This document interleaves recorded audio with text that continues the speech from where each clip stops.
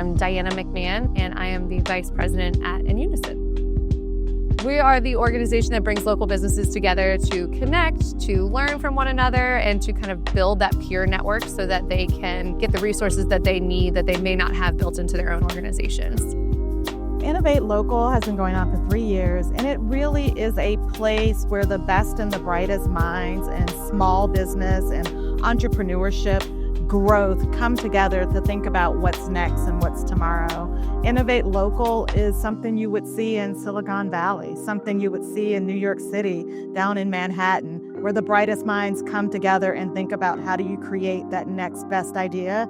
And we've got it in Richmond, so you don't have to go away to travel. InnovateLocal gives you all of that detail together.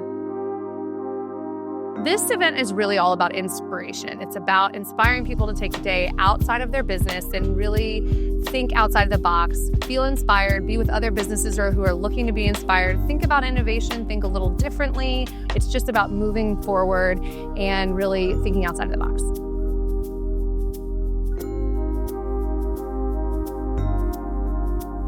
In Unison, where local business works together.